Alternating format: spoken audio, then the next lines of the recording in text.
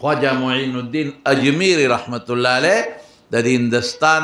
او د بنگلادیش په د بهارت د مشرقي طرف ته تللی چې راغې مور له لګیا د چاپي کوي زور وله کوي مور ورته وایي معین الدین بچې نن ډېر خوشحاله نه د مخ نه دې رڼا خلي چې خوشحالي محسوسېږي او ورته یې مورې خوشحاله به ولې نه په دې سفر کې الله پاک زما په لاس 80,000 کافران مسلمانان کړل 70,000 کافر هغې ته مې دعوت ورکړه خواري مې ورسره وکړه الله مسلمانان کړل او 7 بدعمله فاسقانو زما په لاس توبه وویسته او الله نیکان او صالحان کړل نو چې 80,000 کافران مسلمانان شو او 7 بدعمله خدای پاک نیکان کړل نو مورې به زه به په دې خوشحاله نه مور ورته وایي معین الدین بچې وایي په دې کې ستا څه کمال دی دا خو زما کمال دی د خدای فضل په خپل دی لیکن دا خو زما کمال دی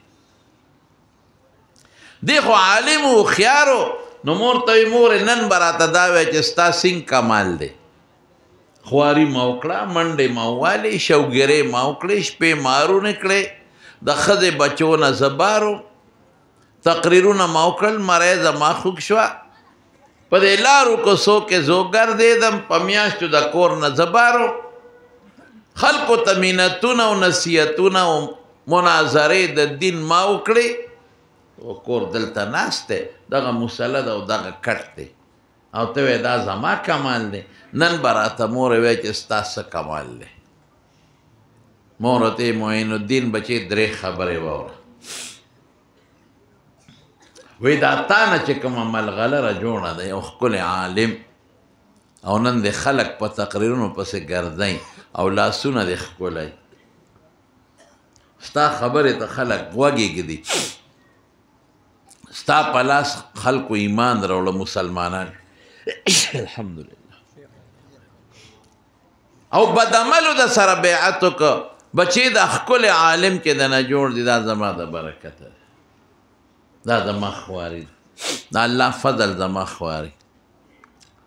وی واوره بچې ته لا ماشوم وې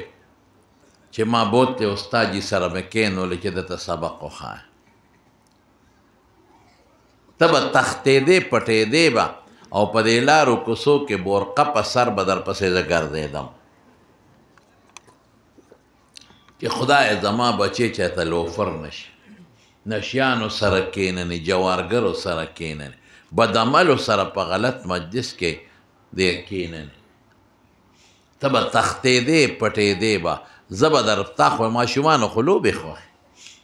زه به درپسې په دې کوڅو لارو کې ګرځېدم برقه په سر ما به مولا له بوتلې تا به جړل ما به وینا علم به کې زه خو کونډه وم زما خاوند خو مړو ما که تا باندې چې ته مصریانو سره کړی وې نو ماله به دې له 100 روپۍ ماښام راوړی ما که درته د دنیا دا نور ساګ خرڅوه ټیپر ټماټر خرڅوه نو ماله به دې له 100 روپۍ پیدا کولې ما وې نه بچې زه به په پردو کورونو کې خدمت وکړم خو چې ته علم وکړې او تا نه خدای عالم جوړ کړي